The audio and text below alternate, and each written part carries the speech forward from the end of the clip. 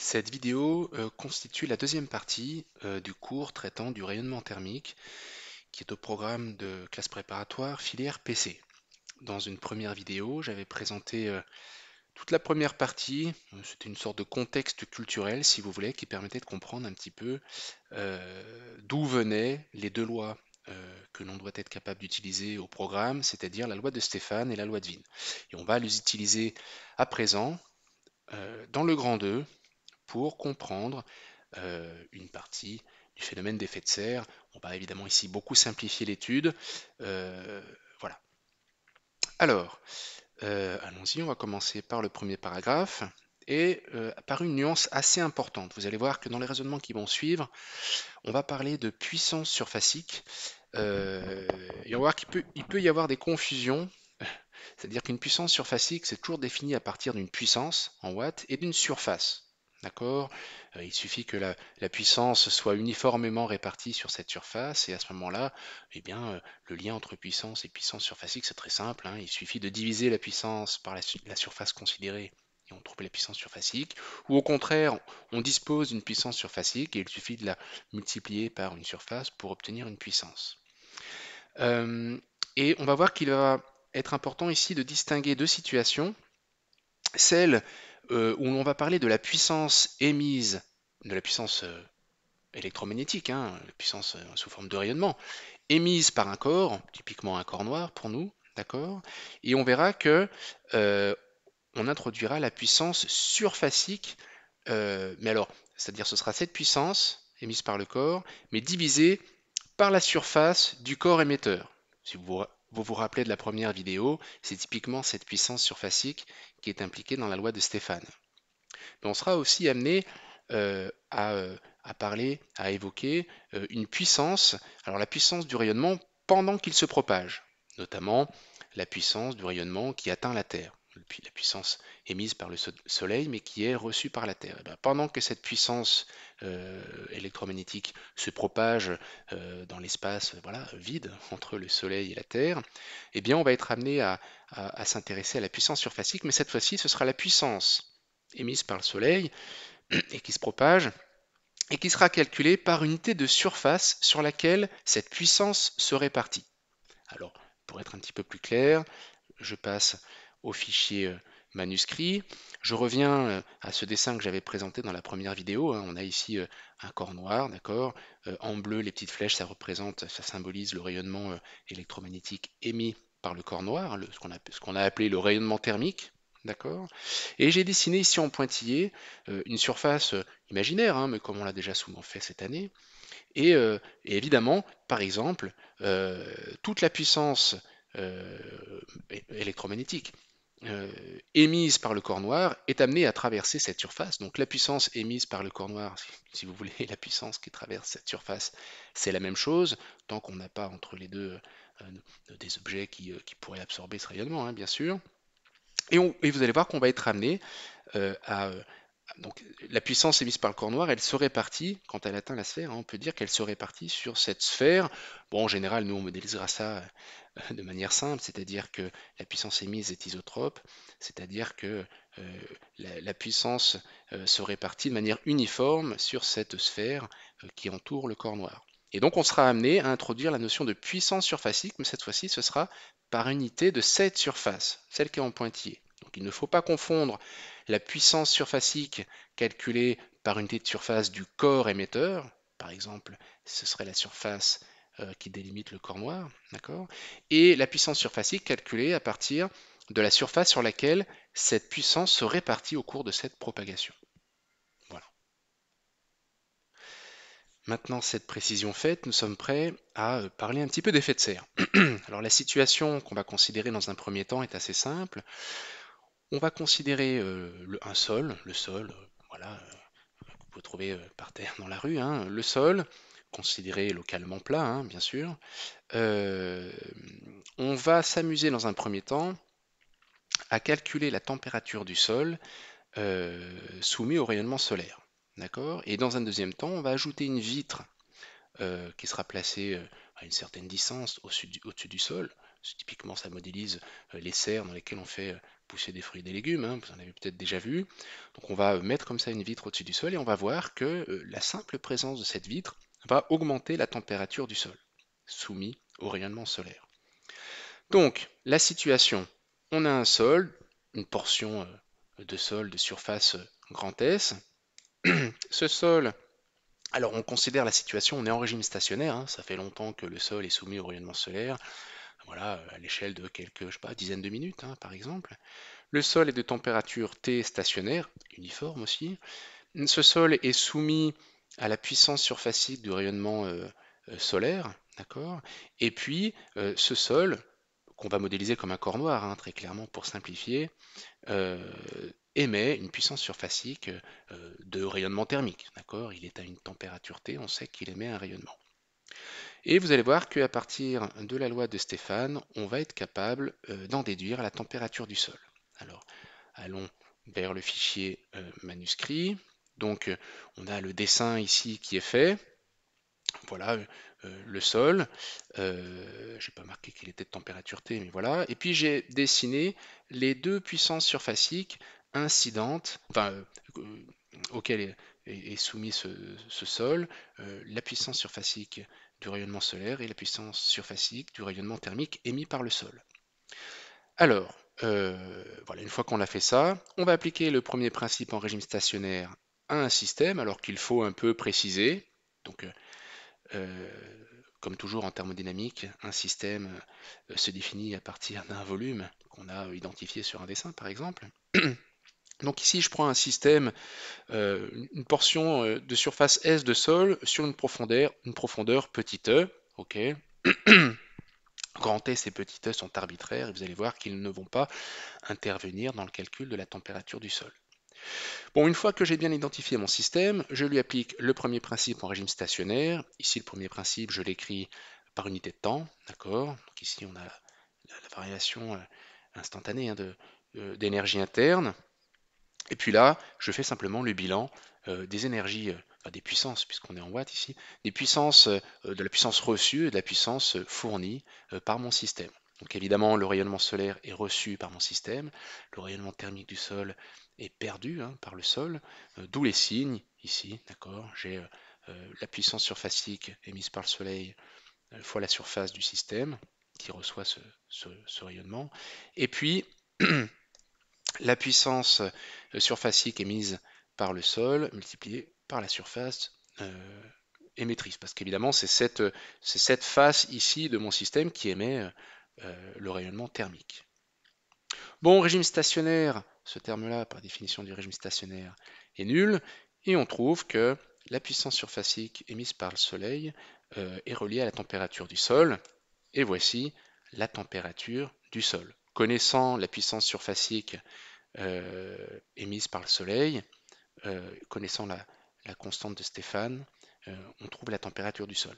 Ah oui, là je suis allé un petit peu vite, mais j'ai remplacé la puissance surfacique émise par le sol par sigma T4. Vous vous rappelez que ça, c'est la loi de Stéphane, qui fait justement le lien entre la puissance surfacique émise par le corps noir, c'est bien une puissance par unité de surface du corps émetteur, d'accord? C'est pour ça que la puissance ici, c'est bien cette puissance surfacique fois la surface du corps émetteur. Et donc, je peux bien utiliser la loi de Stéphane.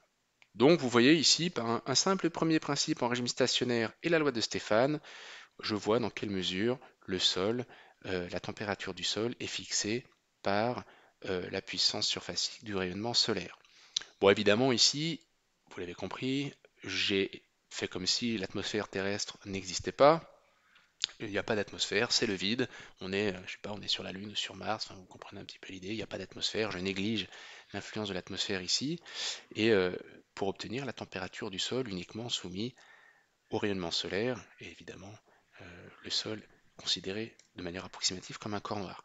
Voyons maintenant ce qui se passe quand, quand on ajoute une vitre. Donc, vous voyez que la situation est assez simple, c'est la même que tout à l'heure, d'accord? C'est la même que tout à l'heure.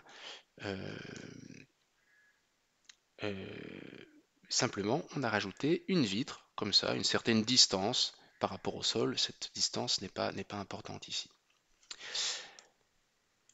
Alors, juste un mot avant étudié l'effet de la vitre sur la température du sol. Je vous rappelle que dans mon poly tapé à l'ordinateur, vous avez ici des questions, si vous voulez, voilà, un petit énoncé qui peut vous permettre de refaire ces calculs sans lire la solution pour vous entraîner. Donc là, voilà, vous essayez de comprendre le raisonnement et puis 24 heures ou un peu plus tard après avoir vu la vidéo, vous essayez de refaire ces calculs par vous-même. Parce que ça, typiquement, c'est des calculs que vous devez être capable de faire. Hein, autant toute la première vidéo et toutes les notions que j'ai introduites, voilà, on va dire que c'est un petit peu culturel, autant ici dans cette vidéo, les calculs que je vous montre, il faut être capable de les refaire. Alors, la vitre, on va toujours étudier le système en régime stationnaire. La vitre a une température T indice V, et le sol maintenant va avoir une nouvelle température, on va le montrer, qu'on va appeler T', pour la différencier de la température T quand il n'y a pas de vitre. Et on va appeler pi vitre la puissance surfacique émise par la vitre, parce que la vitre également est à une certaine température, donc elle rayonne un rayonnement thermique.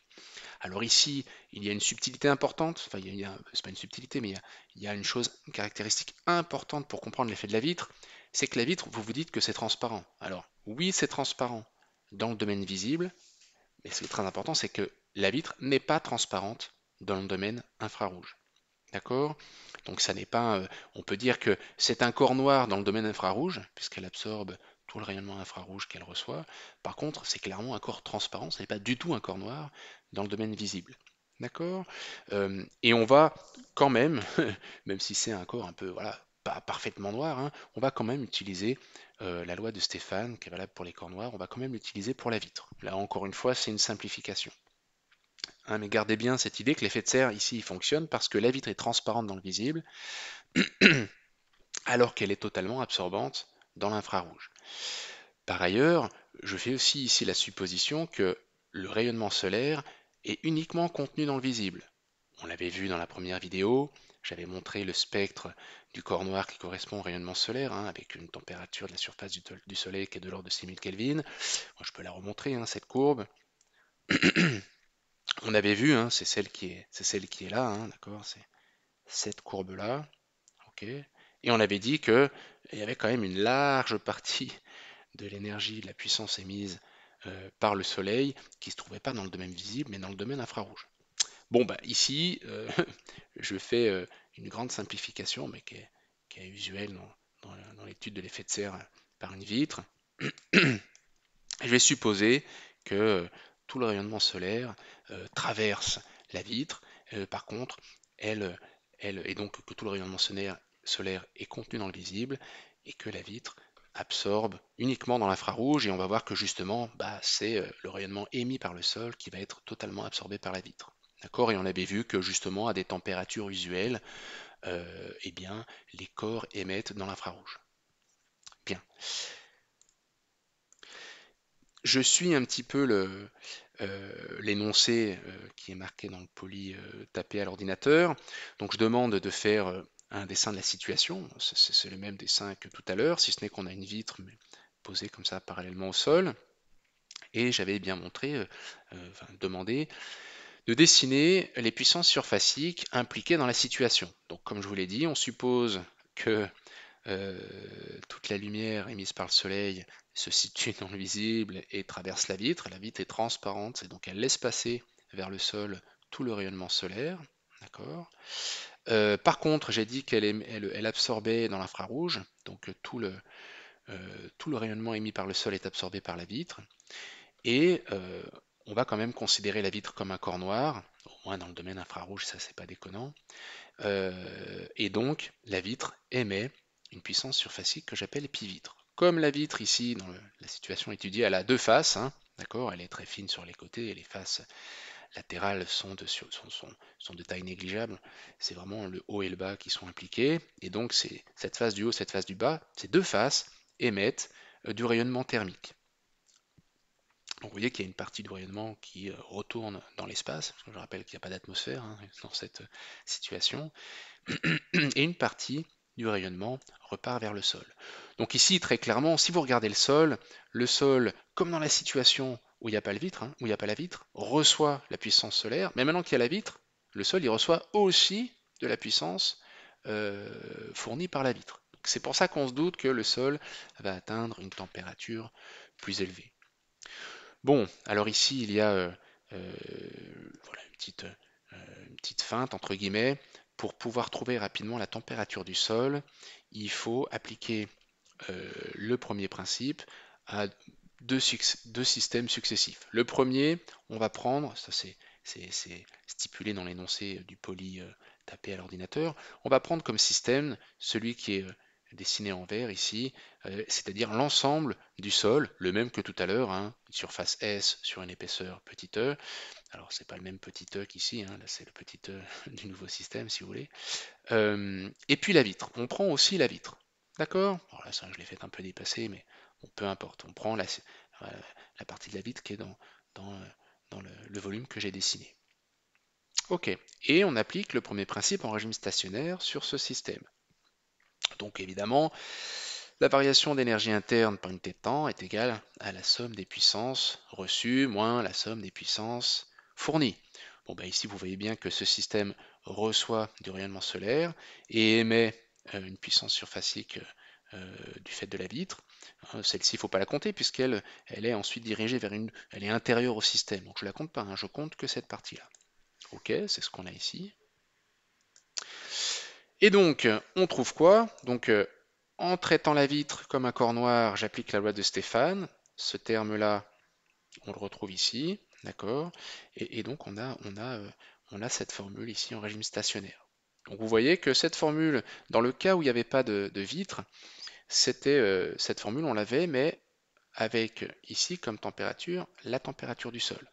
D'accord? Bah, ici, c'est un peu la même chose, sauf que dans cette formule, c'est la température de la vitre qui est impliquée. D'accord? Et ça vient du fait que bah, dans cette formule, on le voit bien, pi vitre, la puissance surfacique émise par la vitre, c'est la même que la puissance surfacique euh, reçue par le système du fait du Soleil. Bon, là, vous voyez bien que clairement la température du sol, T', n'apparaît pas dans les formules. Il suffit maintenant de prendre comme système la vitre. Ok, donc c'est ce que je dessinais ici, hein. Surface S, une nouvelle épaisseur petit e, hein, c'est pas la même qu'au-dessus, mais bon, vous vous laissez pas abuser par cette notation. Ok. Et j'applique aussi le premier principe en régime stationnaire à la vitre. Et donc, ici, la puissance reçue, ici, les puissances perdues par la vitre. Alors, on le voit bien, qu'est-ce qui est reçu par la vitre? C'est la puissance surfacique émise par le sol. Et qu'est-ce qui est perdu par la vitre? Ben, c'est deux fois, hein, d'accord? Il y a, alors, pi est une puissance surfacique, donc voilà, la vitre perd ça, mais vous voyez qu'elle perd par ses deux faces. D'accord? Donc ici, la puissance reçue par la vitre, hein, puisque là on a une surface S, c'est sur cette face du bas hein, que la vitre, mon système ici, reçoit de la puissance par rayonnement de la part du sol. Et vous voyez qu'il y a deux faces hein, qui émettent pi vitre, donc la puissance totale émise par la vitre, bah, c'est 2 fois S. Hein, 1 S pour la face du haut, 1 S pour la face du bas, et ça donne ce terme-là. Ok? Et donc on voit que pi sol, alors évidemment on va utiliser la loi de Stéphane et c'est comme ça qu'on fait apparaître la température du sol, est relié à la puissance surfacique émise par la vitre, dont on a vu au-dessus qu'elle était reliée à la puissance surfacique émise par le soleil. Et donc on trouve tout simplement que la température du sol quand il y a la vitre, c'est la température du sol quand il n'y a pas la vitre, fois un facteur de puissance 1 quart. C'est racine de 2 si vous voulez. Ok? Euh, voilà, donc le fait d'ajouter une simple vitre, euh, ça fait que la température du sol a été multipliée par ce facteur de puissance 1 quart. Bon, faudrait faire l'application numérique, je ne l'ai pas forcément en tête, attendez, bougez pas. Bien, alors ça fait à peu près 1,2, 1,18. Voilà, donc vous voyez que le simple fait de mettre une vitre augmente de 20% la température du sol. Ok? En Kelvin, hein, 20% en Kelvin, c'est beaucoup plus que 20% en Celsius. Alors, un dernier commentaire sur ce calcul. On a remarqué hein, au cours de ce calcul, ici, euh, que finalement, c'est la vitre maintenant qui a la température que le sol avait quand il n'y avait pas de vitre. Alors comment interpréter un petit peu ça? Ben, simplement parce que finalement, si vous regardez ce système ici, donc l'ensemble sol et vitre, finalement ce système, clairement, hein, du point de vue des échanges énergétiques, joue le même rôle que le système qu'on avait défini ici. D'accord? Et clairement, la face là qui émet le rayonnement sortant, ben maintenant ce n'est plus le sol qui joue ce rôle, mais c'est bien la vitre dans mon nouveau système. Ok? Donc c'est pour ça que finalement, de ce point de vue-là, c'est un peu la vitre qui joue le rôle du sol, et c'est ensuite, quand on regarde à l'intérieur de ce système global, qu'on est capable d'aller trouver la température du sol et de voir qu'elle a été augmentée d'un facteur de puissance 1 quart. Bien, on étudie à présent l'effet de serre sur Terre, où ben, le sol ne sera plus plat, mais sera sphérique, hein. On va considérer la sphéricité de la Terre, parce qu'on va considérer la Terre dans son ensemble. Euh, et c'est l'atmosphère qui va jouer le rôle de la vitre, hein. C'est-à-dire qu'on va encore considérer que tout le rayonnement solaire traverse l'atmosphère sans être ni diffusé ni absorbé, hein, que voilà, l'atmosphère est transparente au rayonnement solaire incident, et on va considérer une fois encore qu'elle absorbe tout le rayonnement infrarouge émis par le sol. D'accord? Et on verra que la présence de l'atmosphère va jouer le même rôle que la vitre, c'est-à-dire que ça va augmenter la température de la surface de la Terre. Alors on va faire encore une fois des hypothèses simplificatrices, en partie les mêmes que précédemment, mais quelques simplifications géométriques également que je vais détailler. Alors les premières données qu'on se donne, c'est les caractéristiques du Soleil, hein. On va se donner sa température, la température de surface, quasiment 6000 Kelvin. Bon, grâce à la loi de Stéphane, ça va nous permettre d'avoir la puissance surfacique émise par le Soleil, surfacique au sens de par unité de surface du Soleil. D'accord? La surface externe du Soleil. Connaissant le rayon du Soleil, bah, on connaît aussi la taille de sa surface, donc il suffira de multiplier par la surface du Soleil pour avoir la puissance totale euh, émise par le Soleil. Ok.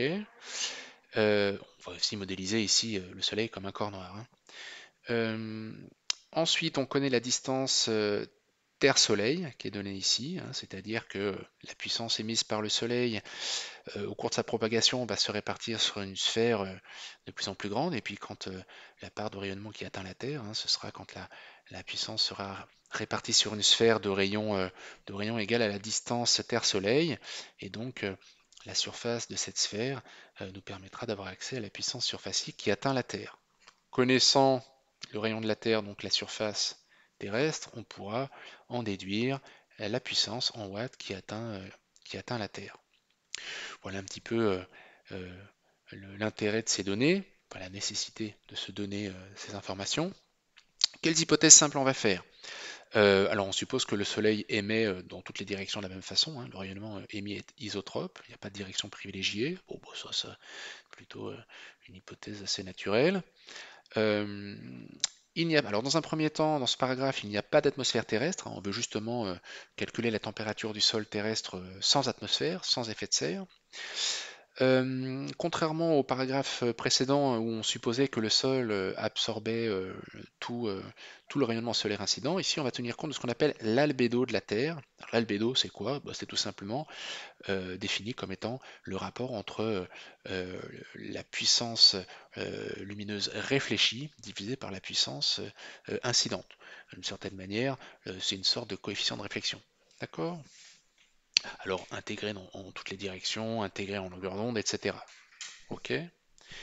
Euh, Ensuite, on va faire des approximations géométriques. Notamment, vous savez que à un instant donné, la puissance lumineuse solaire reçue par la Terre, elle n'est pas la même dans la partie où il fait jour, qui fait face au Soleil, et dans la partie où il fait nuit. D'accord? Et de la même façon, vous savez peut-être que le rayonnement solaire arrive, on va dire, rasant au niveau des pôles, alors qu'il arrive orthogonalement à la surface terrestre au niveau de l'équateur à peu près. D'accord? Et c'est ce qui fait qu'au pôle il fait froid, alors que vers l'équateur il fait plus chaud. Eh bien, on va négliger ces effets-là. C'est-à-dire qu'on va considérer que tout point à la surface de la Terre a le même statut. Ils ont tous le même statut. On va dire que le Sol, il a une température. On ne va pas comme ça faire la différence entre l'équateur et les pôles et entre les points qui sont à un instant T soumis au rayonnement solaire et puis les points où il fait nuit. D'accord? Alors, l'idée c'est que ça revient finalement à faire un raisonnement moyenné en latitude et moyenné en longitude. C'est-à-dire qu'un raisonnement plus précis devrait à chaque fois être fait en considérant une longitude donnée, une latitude donnée. On fait le calcul, on le fait pour toutes les latitudes de toutes les longitudes. On moyenne ensuite en latitude et en longitude et on trouverait la température que nous, on va trouver. Voilà. Donc notre calcul n'est pas complètement délirant, ok, mais simplement, on ne va pas jusqu'à s'intéresser aux différences spatiales de température tout autour de la Terre.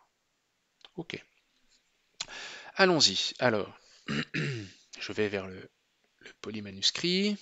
Donc là, vous allez voir que par rapport au paragraphe précédent, la seule chose qui change, c'est le même type de raisonnement physique, de thermodynamique. Par contre, ce qui change, c'est un peu la géométrie. Donc là, c'est important de bien faire des dessins. Donc ici, on a le Soleil, là, on a la Terre. Bon, les échelles ne sont pas parfaitement respectées, mais c'est pour la lisibilité du dessin. Donc ici, on a la distance entre le centre du Soleil et la Terre. Là, le rayon du Soleil, le rayon de la Terre, je ne l'ai pas dessiné, mais il est là. Et déjà, une première chose, ça vous l'admettez, mais c'est, disons que, euh, quelle surface du sol terrestre on va prendre en compte pour calculer la part du rayonnement solaire qui se répartit sur toute cette sphère en pointillé, quelle part on va recevoir au niveau de la Terre. Alors, ça, c'est quelque chose qu'on pourrait démontrer par le calcul, mais c'est de la géométrie. Calcul intégral, c'est de la géométrie, mais c'est pas vraiment dans l'idée du programme. Eh bien, on va, de ce point de vue-là, pour le rayonnement solaire reçu par la Terre, on va considérer la surface, entre guillemets, vue par le rayonnement qui arrive. Quand le rayonnement arrive vers la Terre, il voit quoi? Il voit un disque. Quand vous voyez une photo de la Terre dans l'espace, ben, vous voyez un disque. D'accord? Vous voyez pas une sphère, vous voyez un disque. Eh bien, le rayonnement, entre guillemets, c'est pareil. Quand il arrive vers la Terre, il voit un disque. Donc la part du rayonnement qui va être interceptée par la Terre, il ne faut pas prendre une demi-sphère, il ne faut pas prendre l'hémisphère, il faut prendre comme si la Terre était un disque. Ça, c'est de la géométrie, vous admettez que c'est comme ça que ça se passe. On peut parler de surface efficace, de section efficace, si vous voulez. C'est le rayon du disque vu par le rayonnement qui est la surface efficace à prendre en compte pour calculer la part de rayonnement solaire reçue par la Terre.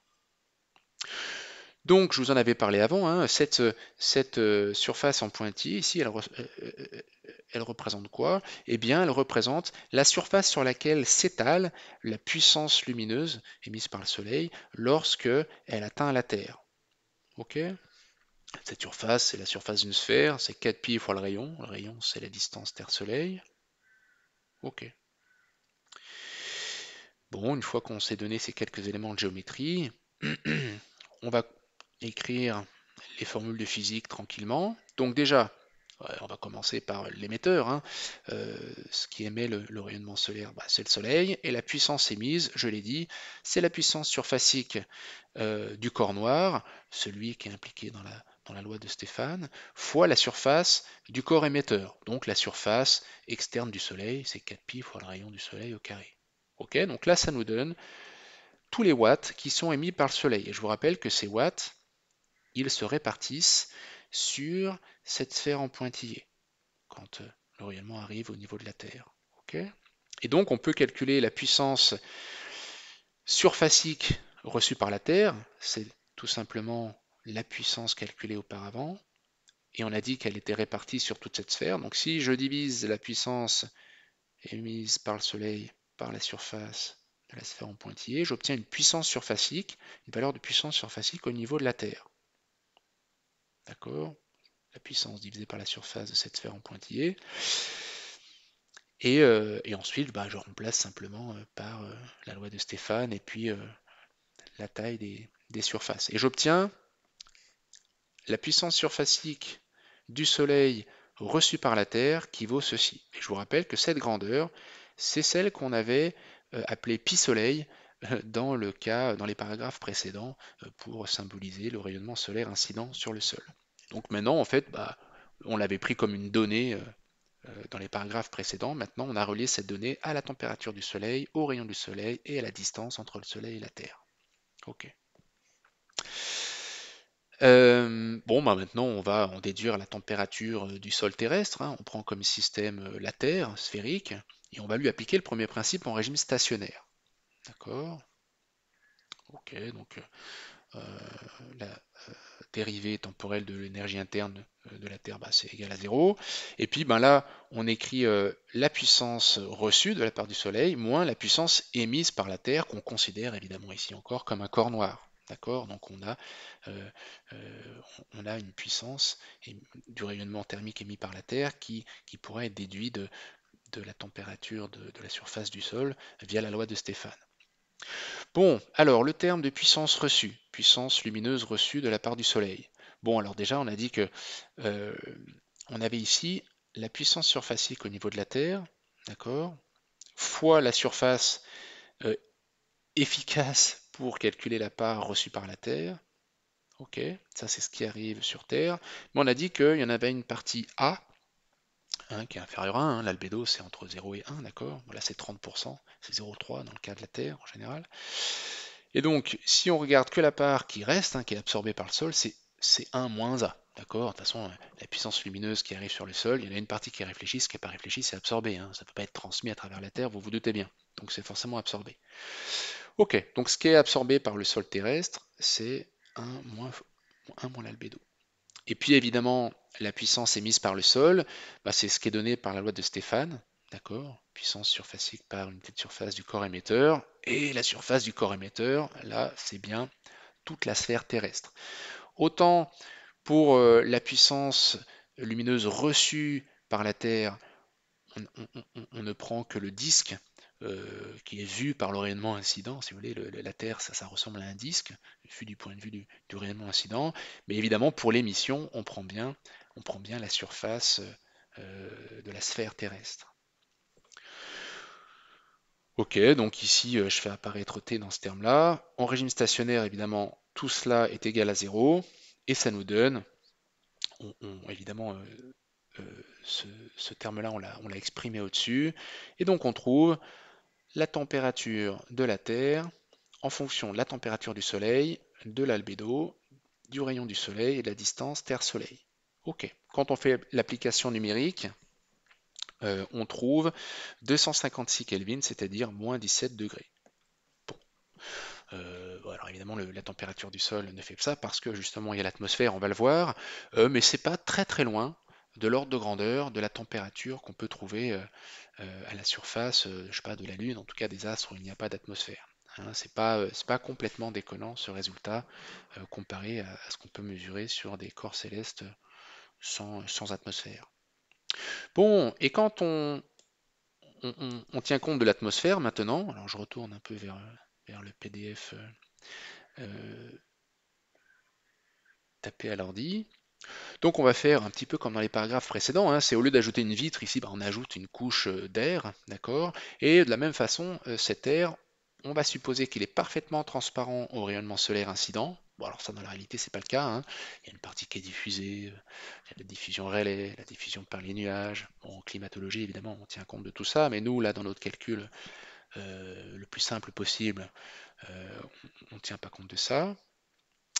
On suppose que la température est de température que l'atmosphère est de température uniforme, alors qu'on sait que évidemment les basses couches de l'atmosphère sont de température plus élevée que les hautes couches de l'atmosphère, hein. Et si on veut traiter les choses correctement, on devrait subdiviser l'atmosphère en couches élémentaires voilà, traiter chaque couche indépendamment. C'est pas très long de faire ça, mais bon, nous on va considérer l'atmosphère comme un seul bloc de température uniforme, totalement transparent au rayonnement solaire incident et totalement opaque au rayonnement infrarouge émis par le sol. D'accord? Donc vous voyez que ça ressemble vraiment au cas de la vitre, sauf que ici c'est un peu comme si la vitre elle était collée au sol. Bon, mais ça, de toute façon, on avait vu tout à l'heure que la distance entre la vitre et le sol n'avait eu aucune influence sur le calcul. Donc ici, l'atmosphère, le fait qu'elle soit collée entre guillemets au sol, n'est pas problématique. L'épaisseur de l'atmosphère, vous le savez peut-être, hein, on a à peu près 90% de la masse de l'atmosphère dans les 10 premiers kilomètres à partir du sol. Donc on se doute bien que le système Terre union atmosphère, bon, ça reste un rayon qui est très proche des 6400 km du rayon de la Terre sans l'atmosphère, hein. 6400 plus 10 égale 6400 à peu près. Ok, bon bah là après c'est vraiment exactement la même chose que dans le cas de la bite, donc on ne peut même pas refaire le calcul, mais vous pourrait essayer de le refaire, hein. C'est-à-dire qu'il faut considérer l'ensemble Terre-atmosphère, vous faites un premier principe en stationnaire et ensuite vous faites un premier principe en stationnaire uniquement sur l'atmosphère. D'accord? Vraiment comme dans le cas de la vitre. Et on trouve quoi? On trouve que la température du sol quand il y a une atmosphère, avec les hypothèses simplificatrices qu'on a prises, c'est ça. Bon, c'est la température du sol quand il n'y a pas d'atmosphère fois ce fameux 1,2 à peu près, donc ce 20% en plus. 20% de 256, bah, ça vous donne 304 Kelvin, c'est-à-dire une température du sol de l'ordre de 30 degrés Celsius. Bon, alors là, évidemment, on a pris quand même des grosses simplifications. Il est clair qu'il y a une grosse partie du rayonnement, enfin une partie vraiment assez significative, hein. Je crois que c'est, ne serait-ce que la diffusion relais, je crois que c'est au moins 30%. Je ne me rappelle plus bien ça. Je suis pas sûr, sur tout le domaine visible, je suis pas sûr. Bon, voilà, il y a tout le rayonnement solaire incident qui est en partie diffusé, en partie absorbé par l'atmosphère. On a aussi considéré que l'atmosphère était totalement transparente au rayonnement solaire. Bon, le rayonnement solaire, on sait qu'en fait, il y a une grosse partie d'infrarouge quand même, donc une partie qui va être absorbée par les hautes couches de l'atmosphère et donc en grosse partie réémis vers l'espace, etc. Donc dans un modèle en couche, en tenant compte du fait que l'atmosphère n'est pas totalement transparente au rayonnement solaire, on sent que ça va baisser un petit peu la part du rayonnement qui atteint le sol. Et donc ça irait quand même dans le sens de trouver une température plus faible que ce 30 degrés Celsius. Mais même dans ce modèle simple, on voit que la simple présence d'une atmosphère à peu près transparente au rayonnement solaire incident et opaque au rayonnement infrarouge émis par le sol permet de passer quand même voilà, de moins 17 degrés à une trentaine de degrés. Ok. Bon, donc l'effet, vous savez, l'effet de serre est nécessaire à la vie comme on la connaît en tout cas, euh, comme on la connaît sur Terre. Bon, je peux faire une petite parenthèse culturelle, hein. L'atmosphère, c'est aussi une protection contre le rayonnement cosmique spatial. Vous savez que de l'espace, on reçoit de la lumière, mais on reçoit aussi de la matière. Et cette matière ionise la matière qu'elle rencontre, donc le corps humain s'il n'y a pas d'atmosphère, ou l'air atmosphérique, hein. Cette matière qu'on appelle le rayonnement cosmique, hein, qui arrive sur l'atmosphère en général, interagit avec les molécules d'air et n'atteint pas votre corps, d'accord? Donc c'est une protection contre le rayonnement cosmique. Euh, et puis, tenez, culturellement, on peut ajouter une petite chose aussi, c'est euh, si vous voulez, vous savez qu'il y a eu, depuis l'ère industrielle, beaucoup de CO2 rejeté dans l'atmosphère, hein. Les courbes montrent une accélération phénoménale de la concentration en CO2 dans l'atmosphère. Il faut savoir que le CO2 se répartit uniformément, hein, dans l'atmosphère à toutes les altitudes, contrairement à d'autres molécules comme l'ozone, hein, qui est situé à une vingtaine de kilomètres d'altitude, ou la vapeur d'eau qui reste plutôt à basse altitude. Le CO2 se répartit de manière à peu près uniforme sur la planète, ce qui montre que les problèmes de réchauffement climatique et de lutte contre le réchauffement climatique sont des problèmes qui impliquent toutes les nations. Il n'y a pas juste les nations qui émettent beaucoup de CO2. Le CO2 ne reste pas au-dessus du pays, mais se répartit un peu partout. Donc c'est vraiment un problème mondial qui concerne tout le monde. Et un point physique intéressant, c'est que même sans le CO2 en surplus dans l'atmosphère dû à l'ère industrielle, hein, voilà, vous savez, hein, à la circulation, aux centrales thermiques, etc. Sans le CO2 d'origine anthropique, si vous voulez, l'atmosphère, elle est déjà opaque au rayonnement infrarouge émis par le sol. Et donc on pourrait se dire, bah, si tout le rayonnement émis par le sol est déjà absorbé par l'atmosphère, le fait d'ajouter des gaz à effet de serre, bah, ça change rien, hein. Un raisonnement simpliste pourrait laisser penser ça. Et notre modèle, notamment, à une seule couche, pourrait laisser penser ça. Donc là, vraiment, c'est un modèle multicouche de l'atmosphère qui permet de comprendre l'influence d'un ajout de gaz à effet de serre dans l'atmosphère. Je peux vous donner l'idée, hein, c'est que en fait, il faut subdiviser l'atmosphère en couches, et quand on ajoute des gaz à effet de serre, le rayonnement émis par le sol, en fait, il est absorbé plus vite. C'est-à-dire qu'il n'y a rien qui sort, ce qui est émis par le sol, il n'y a rien qui sort de l'atmosphère, mais quand on rajoute des gaz à effet de serre, en fait, c'est les basses couches de l'atmosphère qui vont absorber tout de suite le rayonnement infrarouge, et ça a pour effet d'augmenter la température de l'atmosphère à basse altitude. Hein, j'avais lu un article qui montrait assez clairement que l'ajout de gaz à effet de serre dans l'atmosphère, ça en fait ça déplace tout le gradient de température, ça le translate vers les hautes températures à toutes les altitudes. Mais ça c'est vraiment un modèle en couche qui permet de comprendre ça. Notre modèle monocouche là ne permet pas de comprendre pourquoi quand on ajoute des gaz à effet de serre, ça augmente la température de la Terre. Bref, voilà, ça finit notre chapitre sur le rayonnement thermique. Vraiment, ce qu'il faut savoir faire, quelque part, c'est les deux situations à effet de serre, l'une avec la vitre, l'autre avec euh, voilà, le Soleil et la Terre. Ça, faut être capable de refaire les calculs. Je dirais la géométrie, comprenez-la, hein, les aspects un peu de géométrie, comprenez, enfin admettez un petit peu aussi ce que j'ai dit. Euh, Ce qu'il faut bien avoir en tête, c'est la loi de Stéphane, rappelez-vous toujours ça, la puissance surfacique qui apparaît dans la loi de Stéphane, c'est bien de la puissance émise par le corps divisée par la surface du corps émetteur. D'accord? Vous avez vu qu'on a aussi calculé des puissances surfaciques lors de la propagation du rayonnement. D'accord?